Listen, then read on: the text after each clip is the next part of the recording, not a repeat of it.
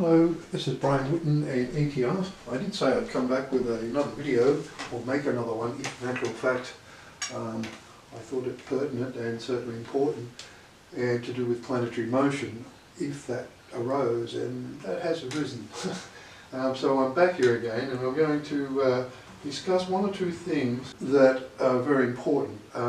Once again, if you're 12 years old or younger, could you go and get your parents or guardians to watch this video first, and before you watch it yourself, please.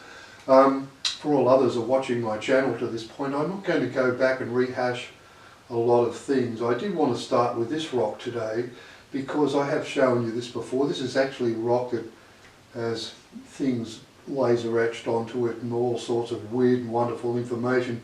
It's not the only rock. If you've watched my channel to now, you'll know I've shown you many images of river rocks and said it exists on all of them. It is only visible with a cheap USB microscope like this one that I insert, and I use this as an external light source and move it around the outside. It isn't always the case. This rock in itself, as you're seeing here, is just photographed with the camera that I'm actually taking this movie with. So, and it's, like I said, it actually shows quite a lot on this rock. A closer look at this portion of this rock here, where you see these sort of waves come out, I always thought this was a crack or a chip on the rock, and it's not. It's actually manufactured in such a manner. And we can see the waves coming off here, and then down here is even more, and I zoomed into that. What I did was I put this under the microscope, and then I used an external light source, and then I got the following image. And this is the image that came up when I used an external light source. And then I identified as to what it is. I had a little boat here going over waves, and these things down here, although they're not 100% clear in this picture, when you're moving the light around, like I said, it is difficult to get one instant picture within the video to show you exactly what you're seeing. In this instance, like I said, I saw the little small boat here, and they're going over these waves, and these waves are being made from the activity that's underneath the ocean here. And then I realised that what in actual fact they're telling us by putting a little boat here is they're not that far out to sea, because you wouldn't go out to sea a long way in a little boat unless you've got a death wish. So that's what I'm saying, is the message here was, we're cutting the landmass here, but we're not cutting a long way out to sea. And what I wanted to talk about today is exactly that, moving landmass and how it's done, and how we're going to get these multiple hours we need to have. We need to have about 20 hours, and I'll tell you how I know it's going to be 20 hours, which is why I believe it is this year, 2021, because we have to have a 20-hour day and then slowly go back to a 21-hour day, because it's easier managed by those that come to do this. I wanted to show you that because that was that actually set my mind of thought as to what was going on. And I also believe that we are going to have comet impacts, but I will explain to you how that is done. I just wanted to show you that to make you realise what made me think we are not that far out here cutting landmass. We're not cutting it hundreds of kilometres out to sea. We're actually cutting along the coastline here, and represented by the fact that this is a little boat. I know you're getting a little bit of banging going across the screen there, but for what the purposes of serving today, probably no problem. I wanted to talk to you about today is the fact that we're talking about moving landmass and not killing people in the process. And they're a very smart bunch of people that come here to do all this. They left all the temples and all sorts of things, along with billions of rocks, to tell us how they do things. And the rocks, I can tell you now, have helped me immeasurably understand how they manage certain things.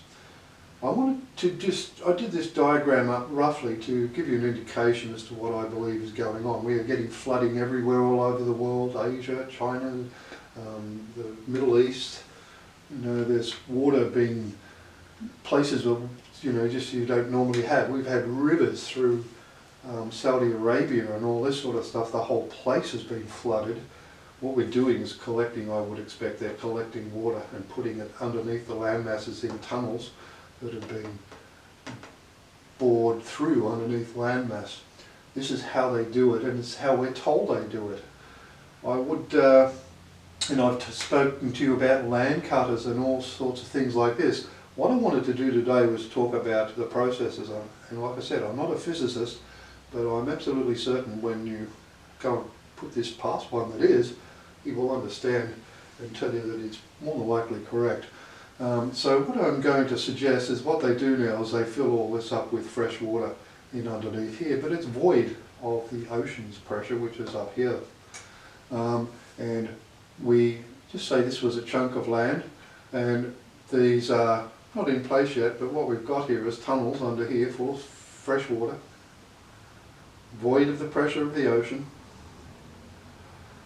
and the tunnels here are much closer together, okay, as opposed to the tunnels that are fed from here to here with the pressure of the ocean on it. Once these are opened up and the salt water comes in here, and that's why I've made these two slightly different colours here, so we're getting salt water in this way. And when I open this up, the immediate pressure of the ocean now is placed upon this water here, and this is what lifts the continental mass up. It'll snap off under here, because in actual fact the drill holes, like I said, the amount of structure holding the mass is enough to hold the mass, but not enough to hold it with the pressure of the water pushing upwards. So the salt water will come in here. It won't mix with this because the water will stay there. It'll just be pressure. It'll be the pressure it's applied to that water, and then they'll laser through here, and this landmass will lift up. Every time this happens, no matter where it happens on the globe, the landmass that has been lifted on the ocean, because it is being lifted by the ocean's pressure here, the landmass that's lifted is spread across the entire ocean surface. For every bit of land that moved, every bit of it that does this, the mass itself is spread across the entire globe, and that, my friend, is how they go through this process of standing the globe up, because it then becomes balanced. Even without moving the landmass, it is balanced, because the landmasses themselves and the weight of it is spread across the entire globe. And that is how that process happens.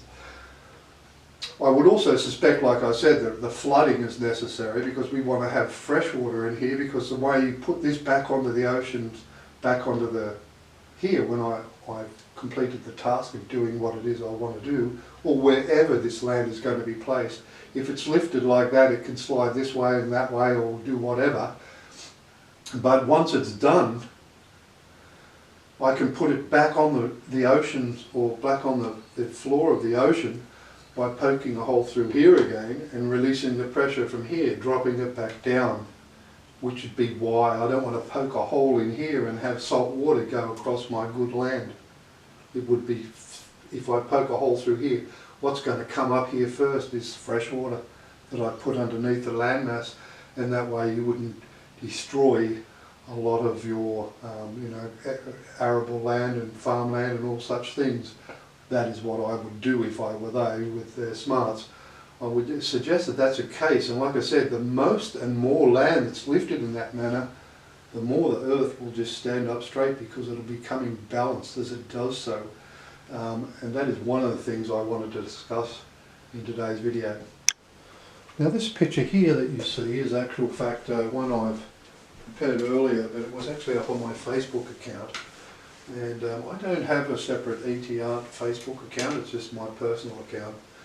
And I chose to do that because I didn't want to administer the personal Facebook account because of the absolute tripe that gets spread on there by a bunch of people. I'm still sitting in an office at Facebook, or somewhere anyway. We won't worry about that. What we're going to do now is talk about the first impact. If I insert this picture here, which is the Sacsayhuaman walls in Peru, these walls here are in actual fact built to show us the trajectory of the 3 comets that came to Earth this day. The first impact is actually this one here that sits 666 miles due west of Uluru. This image here that you see, that is not an image taken off Uluru. That's actually off a rock. It's the same rock I've just showed you. What I wanted to show you though in this instance was the impact here. I'll zoom in. So this impact here that you see, this is the first comet. It's actually right here. Easy to find. It's 666 miles exactly to the very centre of that impact, right here. From the meteor itself, or that sits here, I always knew the trajectory was important, and I could not quite understand why. I knew where it went to, and where it goes is down to Holgate Island, which is off the coast down here. I'll zoom in on Google Earth in a minute and show you that. This is the first impact that happened that day. It's landed 666 miles due west, 10 degrees on the Earth's surface from Uluru. Uluru itself, from the line that was created by these impacts, not Uluru, but the very line that was created, which is the Tropic of Capricorn, is 888 kilometres to the coast, and there's also 888 Maui on Easter Island. I won't go all through that process again because in actual fact it was setting a date that I suspected was this year 2021, and I said that the reason was we have a requirement of doing 20-hour day before Nibirus comes through the system. I will go through another rock that I showed you some time back, but I think I understand what that means now. So what I wanted to do today was to show you where the trajectory of that is and where it fits in with telling us what we've just covered. Now this is Tollgate Island. It's off the coast. If I follow the trajectory of that comet, it comes all the way to this island. Okay, and the reason I've always thought this island had something to do with this process is down in this portion of this island you have the water. If you've got waves coming from this way, it comes in here and swirls around in this part, and if you've got waves coming in from this way, it swirls around in this part. So in actual fact what you've got here is a change of direction of the water depending on which way the swell came from. It's not just that, this is actually 1866 kilometres exactly from that comet to this island, exactly. 1866 k's. Well, 18 is 3 sixes, and then we've got 66. We're 1/6 short. 1/6 short of 24-hour day is 20. And that is what I believe we're being told. We need a 20-hour day. I want to show you one other thing that I believe be the case before I move away from that though. And coming back to our first impact here. This is 16 kilometres wide, this comet. And you know what I believe we're telling us with this? When this hits, we were in a requirement of getting another 3 hours faster. We needed to go from a 27-hour day to the 24-hour day we have now. I believe they're telling us that one there gave us 1 hour.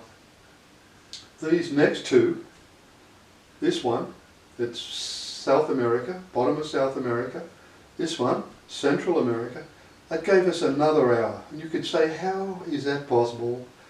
The difference is the Earth is getting hit with this when it is standing straight. That is one thing I would want to let you know, is that is what I believe we're getting told. And I'll show you now why I think one of the other images that I had made a lot more sense. So I'll bring you back to this image. It's once again a microscopic image off a rock. Yes, but it's telling us the story. I mentioned that comet because, and the other lifting of land masses we are seeing here, exactly the same thing. This is a chopped bit of land floating on an ocean. When we look at this and say, okay, well the land masses are lifted, and I've thought that these, I've written 3 days here, and sometimes I've crossed it out and thought, no, well it's probably 3 months. I actually think this is actually 3 physical impacts, comet impacts. You know, they may be months apart, but each one of them gaining an hour. And you could say, okay, well we're 24 hours, that's only going to get us to 21. We need to be 20 It's just said that we need to be 20 if we follow the trajectory of that comet. And it gets to Tollgate Island. You know, I thought at some point that was an impact point. It may very well be. But what I'm saying here is, why are we only seeing 3 here is because we've got landmass afloat. Once we've got landmass afloat and it's a massive amounts of lands off the crust of Earth, they're being propelled, pushed away by the pressure of the ocean. They are no longer mass.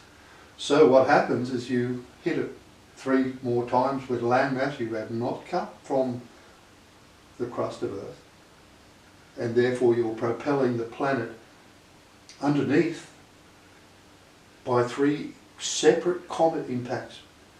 And it may be that it could be the very part of Australia that we see depicted on these rocks. And that part is Central Australia.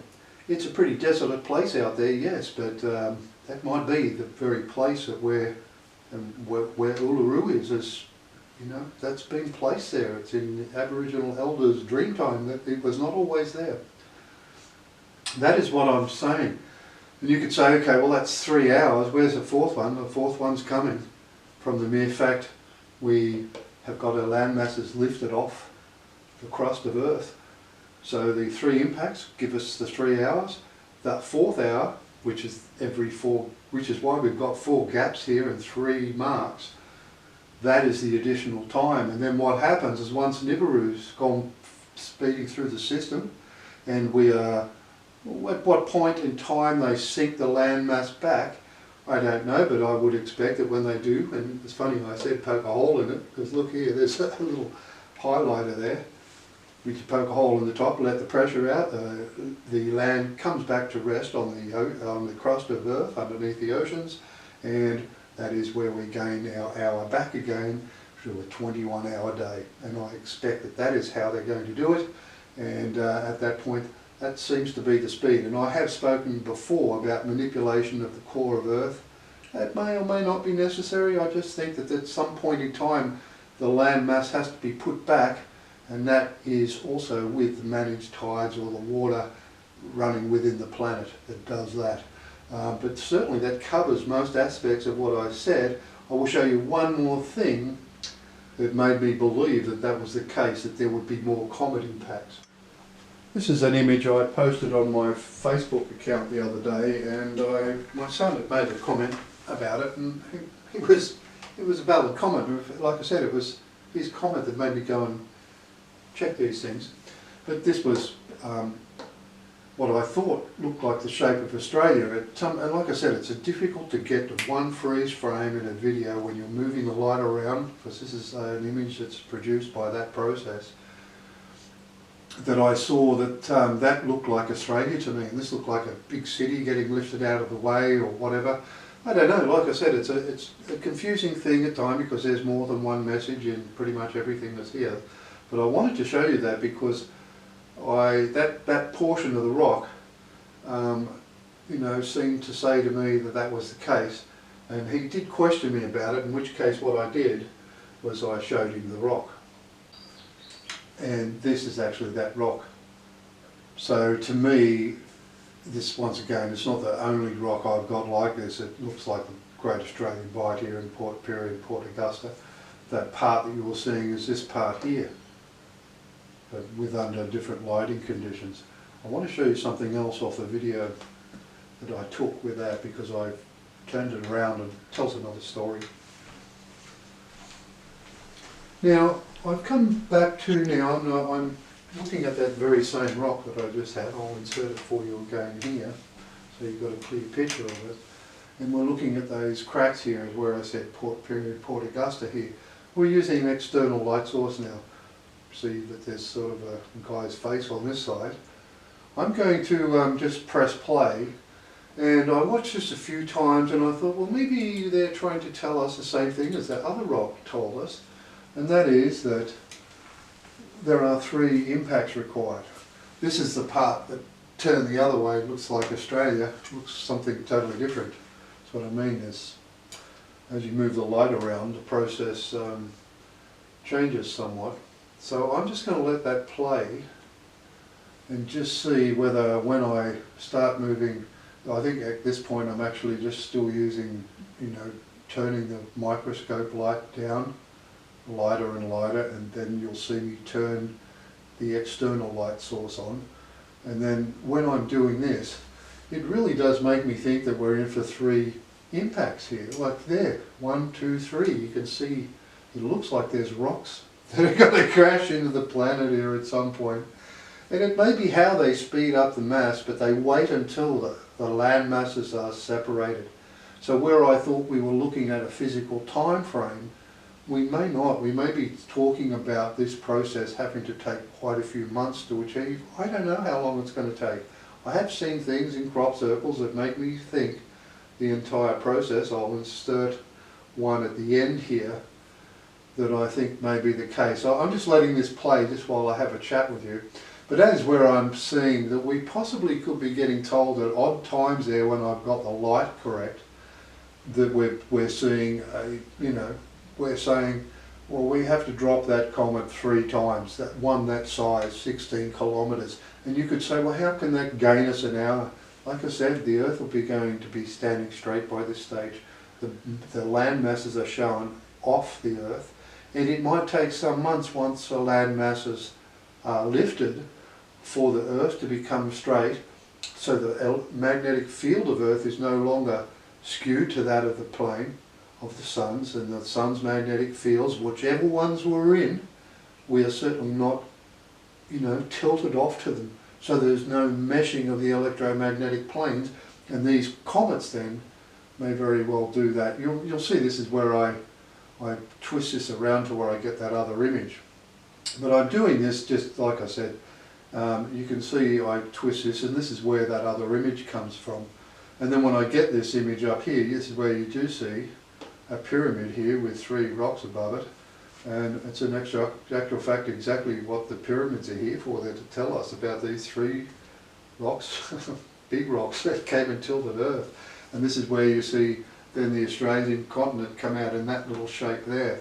So I just move this around a bit. This is, like I said, it's not always an easy thing to do this, and you do not always see the message first up. Sometimes you don't even recognise what the message is, but I would believe the start of that video is actually saying the same thing as that other rock did, that there are 3 impacts required. And once again, if I went back, I'll just let this play here while I have a chat with you, because it won't be a very long video, but once again, this is where you see the pyramid here, and the 3 comets above here. This is what the pyramids are here for. And the middle one, the one that's not so bright, is the one we're talking about in the middle of Western Australia. Over here, it's right above here, where it is in the Western Australia, right there. It's hard for that to be exactly like Western Australia. I know sometimes it doesn't look like anything, it just looks like a mark. But this here looks to me like the city was getting lifted out of the way. So whether or not it's going to land in a populated area and they're going to move it out of the way, whether that means they're going to take all the people out of the Canberra Federal Parliament and just take them all off. I'll be honest with you, I'm surprised some of them are still there now. But, like I said, the Bible does say God forgives all, but I would also expect that once you're given past a point in time for truth and you still haven't told it, I would expect things don't look good for you. But anyway, that's a very interesting rock, that, and I will say at this point, I'll just go back to my image that I created and we'll say a few more things. But yeah, some of the imagery there, that's where it gets a little bit more like Australia in that shape there. It's, like I said, sometimes it's a far cry, but if you have another look at the rock I just showed you, it looks like the Great Australian Bight. If I insert that now, that's not the only rock that I've seen that on. So that if I come back now to my roughly drawn diagram here, just to explain the spreading of mass of land across the ocean, that in actual fact is the case, that it's more than just the 3 comet impacts, so they'll give us 3 hours extra, but the moving of landmass and lifting it itself is an extra hour, because it changes the mass of Earth to the point that it's actually propelled away, I guess. by the pressures of the ocean as a, you know, I'm not, like I said, it's hard for me to come up with the terminology. I'm not a physicist, so I'm merely just stating what I perceive we are being told. And as for the land masses that are left in this state, that are not floating, they be used wherever they exist, and it may be in multiple places. It could be that they're all going to be in Australia. I don't know. Okay, all I'm saying is that you're going to come here and whack this if you want to speed the Earth up once the land masses are lifted and placed in positions where they're not going to be, you know, totaled as such. I would also expect that, like I said, before we get to 21 hours a day, certainly the people that are withholding all this information and injecting our children, well, you're going to be gone on without doubt, and I will show you one other thing that will without doubt say that, and I have put this on my Facebook account. It is without doubt that you guys aren't going to be here when this rolls out. And this is the image I took off the very rock that I just showed you, the one that looks partly like Australia, the one that looks a little bit like the Australian shape and Canberra and all sorts of things. This is off the same rock. We have the profile of a man here, and his face and his nose and his cloak going up here, but inside the cloak, right here, is where you go. And it's before Nibirus comes through and you're going off out of the system here. Make no mistake, you'll meet with this guy here who's sitting in the shadows. That is what's going to happen here, and I will go back and show you one other video, or I will go back and show you one other picture. So that's what we're going to see, and up here, this is where you go straight out into space, and you don't come back, not to this system. You know, they've put all this here for me to tell you what your outcome is if you don't move. And like I said, I'm not saying I'm not going to be judged, but I won't be getting judged for raping children and eating little babies and killing humans to eat them.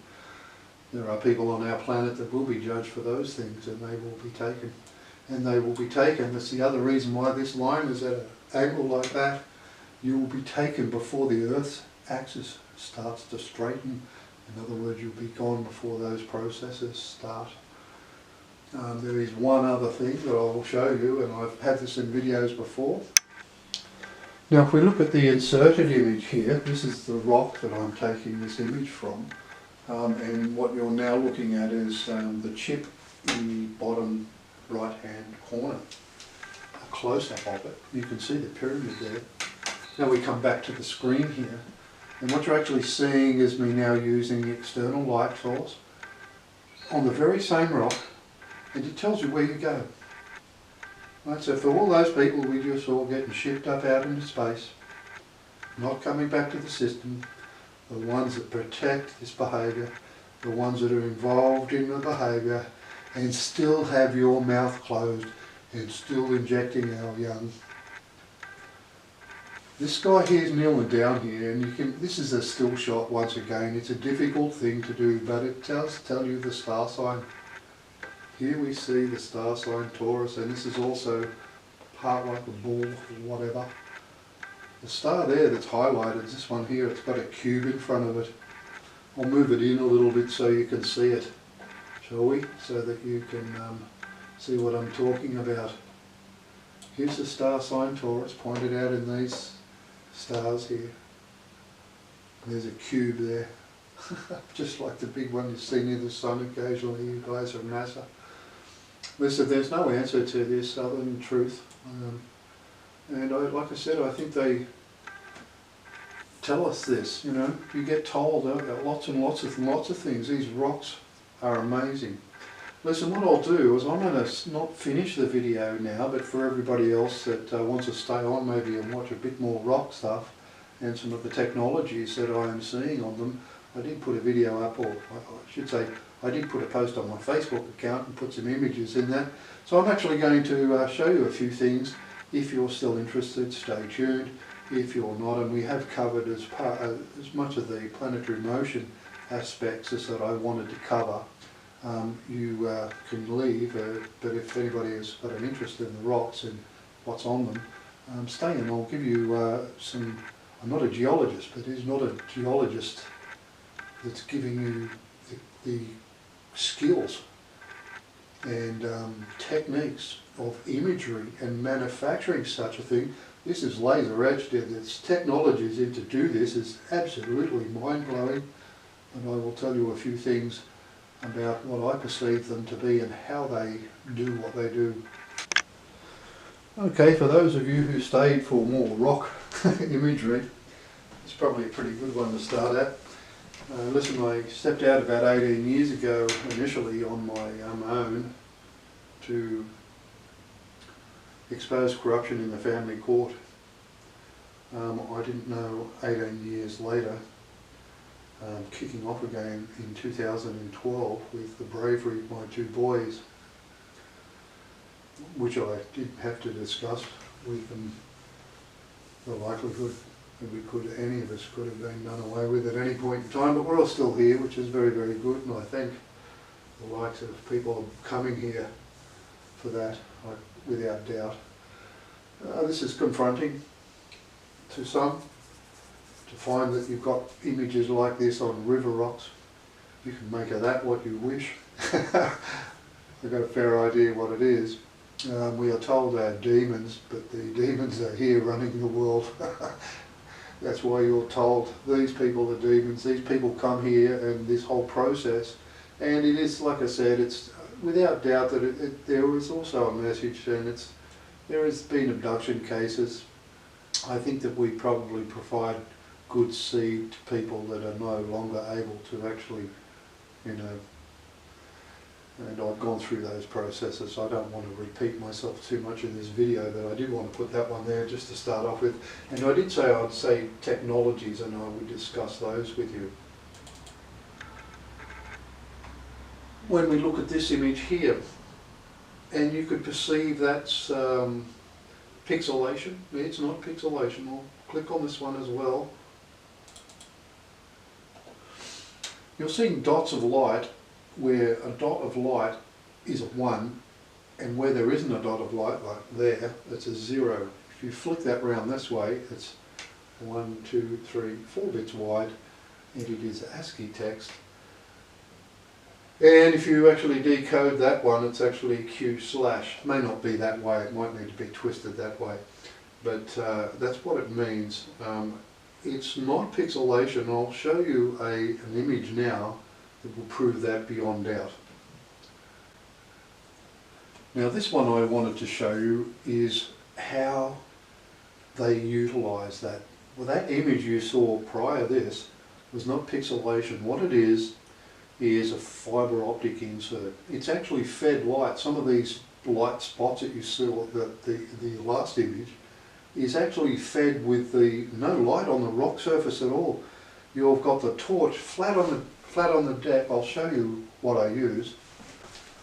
I'm going to show you how that crisscross pattern is displayed. If I sit that rock there, and this is what I use a camp light like this, and I move it around the outside of the rock while the microscope is sitting still over the rock. When you see those displayed, you can have this on the ground in a dark room like this, and you're just lifting this just a tad like that, only like about 5 mil or 2 mil up. You don't even have any light on the rock, and those things pop up in the middle of a rock.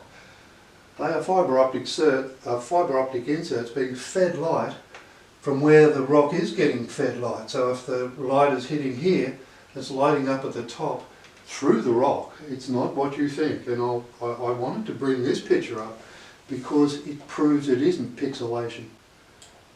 Here, when we zoom in on this portion, you can see a square cut with no pixelation in it. It's actually telling you exactly how they do it, and on this side, how they create another image. There's multiple ways of doing the image generation.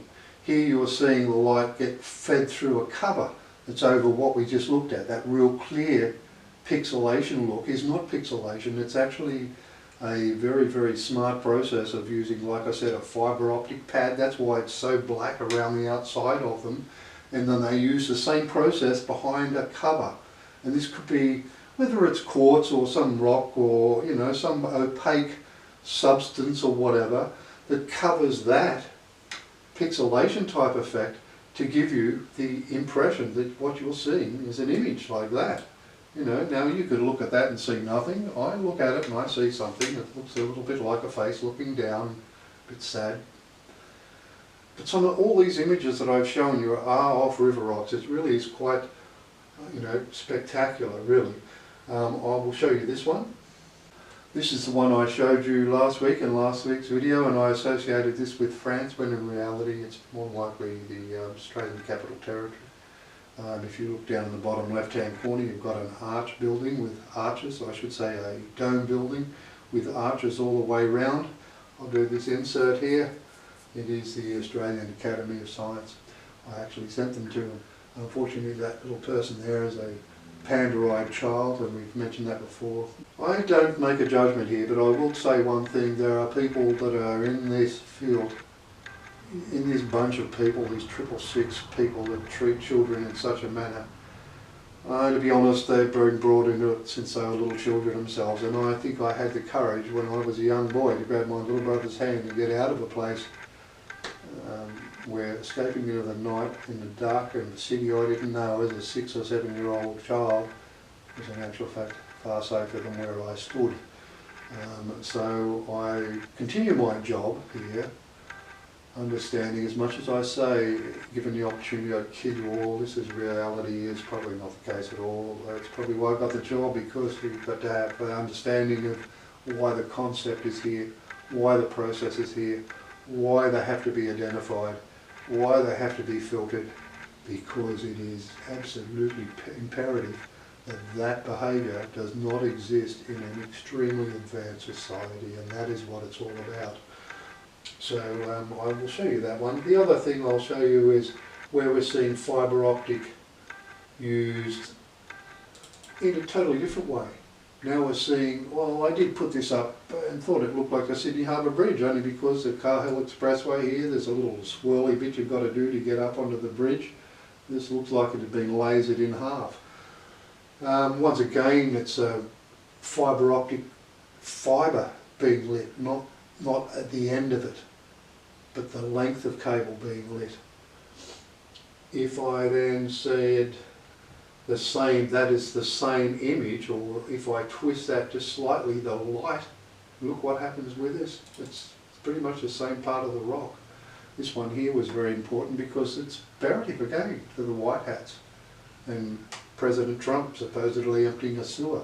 Statue of Liberty stands back here on a human skull, right there. That's what it means. This thing here looked like a bit of an alien figure to a degree. But I just wanted to show you how the message is portrayed. It's in multiple methods, these, when we look at something like this. This again is a slightly different thing, what you're talking about laser etching here. So in other words, the image is being created by the light reflected from the rock, not so much lit from behind. So it's, once again, a different technology. I wanted to put this one up because this once again, it shows you so much on this rock, just with the movement of light. Some of the things that you see there, you might say, oh, that looks like an alien. Yeah, well, it does to me. I saw a guy's face looking at me, but then I also see another guy's face looking down here. And if I change the light just ever so slightly on that one, it changes to really quite an amazing thing. Now you'll note this part of this rock here. I'll show you the other portion of that. And this is the very same again. That's the same part of the rock, but now the alien's face here isn't quite as prominent as there's a bear's head here. See the bear here? Or there's a guy here with a hat on looking out at you. But then again, it could be a poodle. And her eye there, and that one doesn't look as much there. I actually call that poodle, but when you're actually in the right light, this one is unbelievable, that rock, and some of the imagery there, because down in this section, you've got all these people standing here in a line, going all the way up into this room. And in a video, it's far, far clearer. It is not always so easy to get them as prominent in a still frame. You know, it's really hard because you're watching the video and freeze framing frame by frame till you actually get it as best you possibly can. But that, once again, that is exactly the same place on the rock as the last video that looked like, or the last picture that looked like an alien, you know. So I mean, this is the sort of technology we're seeing. If I look at this one, once again, this one here was amazing. Once again, it is what appears to me to be a guy sitting on some sort of a machine, and down here there's pliers, spanners and a hammer. It's really quite amazing. What comes out behind this guy, that's what I'm saying, when you're moving the light around, the story changes.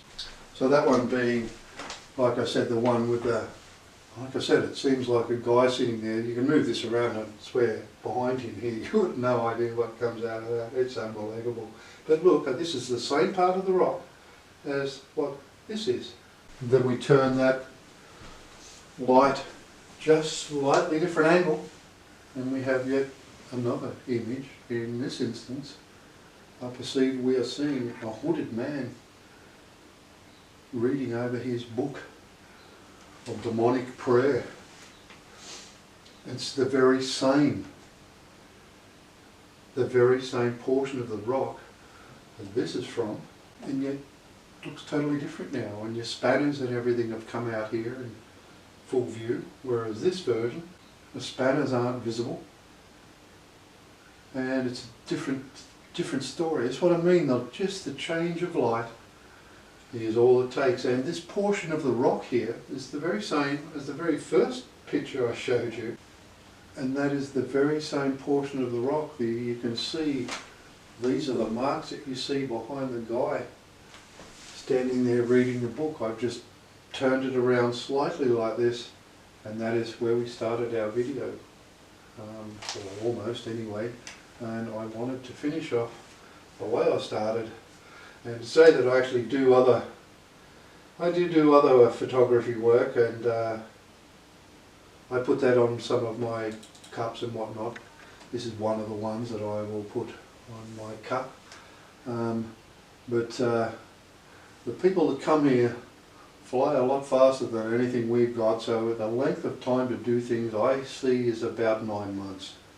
And before the Earth gets to be spinning at 20 hours a day, I say we as me, I'm a European with English and Irish ancestry, and I do not expect to be left on the planet. So it is daunting in some ways, but we will take flight. And I think that's the way I'll finish my video today. Thank you very much. This is Brian Whitten and ET Art. Have a lovely day. Bye bye.